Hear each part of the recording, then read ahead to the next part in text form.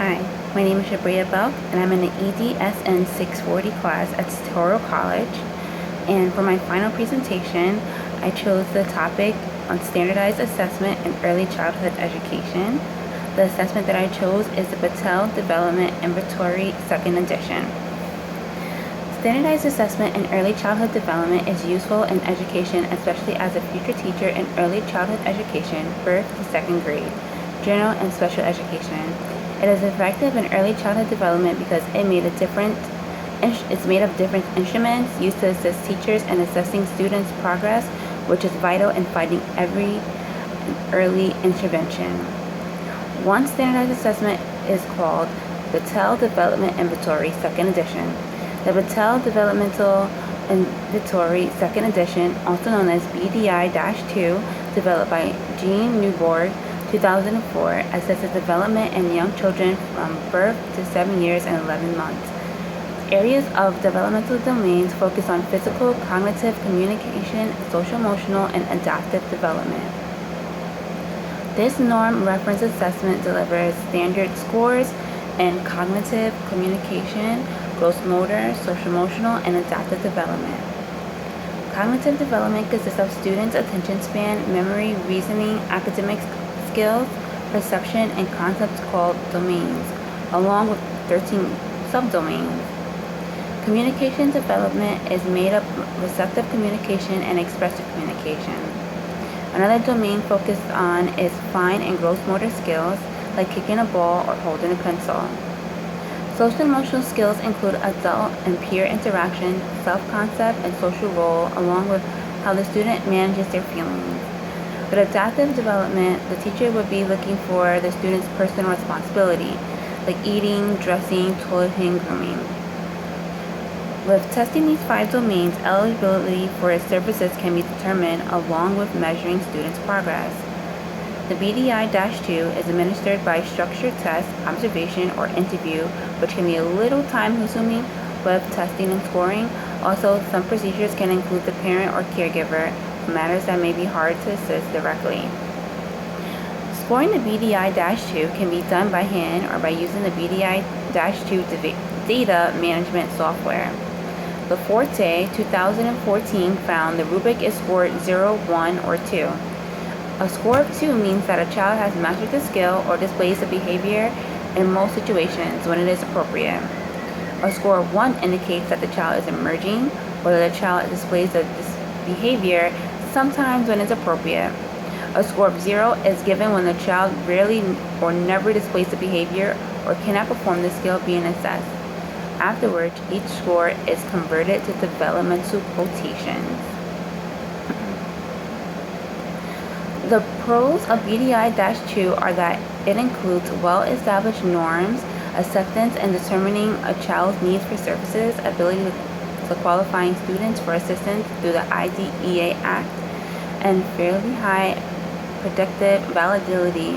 In addition, the tests separate categories, each individual section to be tested and scored without completing the other parts, which result in potentially shorter administration time and more focused testing. Finally, the test is established as a good indicator of whether or not a child is eligible for additional services or early intervention. The test can also be administered to a wide range of students according to Newborg 2004. On the other hand, cons of BDI-2, according to Newborg 2004, would be high initial cost of purchasing the test and a long administration time if all sessions are to be completed. While a shorter version of the test is available, the BDI screening test, this version does not have the established reliability and validity of the full BDI, and further research is needed. In addition, the BDI did not take social economic status into account when creating norms. BDI-2 data will be useful when producing IEPs. The information gathered by the BDI-2 provides data related to what the child currently can do and knows where the child's defects and strengths lie in developmental areas.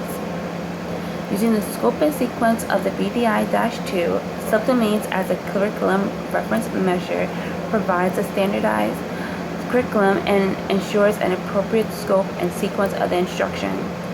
Long-term goals benchmark and short-term objectives and accommodations. After the IEP is put together and written, the classroom teacher, early interventionists, or related services providers may use the IEP to plan for lessons or activities, identify the types of learning materials and equipment that work with the best for the child, support the child in assessing the general education curriculum to the greatest extent possible. And that's according to TATS ED Update 2010. With any assessment raises the questions of reliability and validity. And validity of the developmental checklist of the developmental observation checklist system, the author indicated that the BDI-2 established reliability in different ways. Using BDI-2 for assessing special needs children would be similar to general education children. The special education teacher can work together with general education teacher while using the BDI-2 to achieve more complete information about the growth of the special needs child.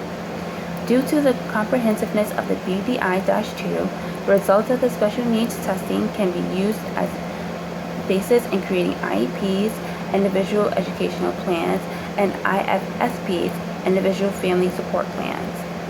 This means that assessing a child with special needs is possible with the program, and the outcome for assessing them will be useful when producing the IEPs. The reason why I chose this assessment is because it seems to be a very effective tool in showing child development. Becoming an educator in early childhood birth to second grade, this assessment will be perfect for the age group birth 7 years to 11 months. For one, this assessment is available in standardized versions in both English and Spanish, which will benefit me with the population of children that I work with. They speak both English and or Spanish. Another reason would be that this program is due to having an online software, but everything in this day of age being mostly about technology, it will be easier to track development of the software rather than paper-based. It would be great if this program would be accessible online for a child's future teacher or service provider, so they could be able to log in to view at a later time.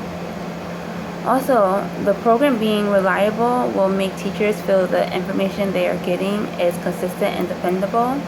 I would recommend it to administration at my school, and I feel like working on this program will benefit not just the school, but administration and teachers. Working in either daycare centers, nursery schools, child development centers, campus care centers, Head Starts, or early Head Start programs, family child care home, or schools, many researchers use this program as an instrument to show the studies and determining developmental delays and outcomes along with classifying children. The BDI-2 has strong points with the 5 domains it measures. It gives a breakdown which makes understanding the program easier. In early childhood education programs, the BDI-2 seems to be a good descriptive measurement tool to determine children's eligibility for services. Based on any developmental delay, this program is also population-based and comes in 2 languages.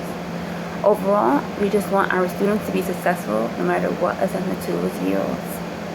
And that is why I chose the Standardized Assessment in Early Childhood Education, BDI-2, also known as Patel Developmental Inventory, 2nd edition. Thank you.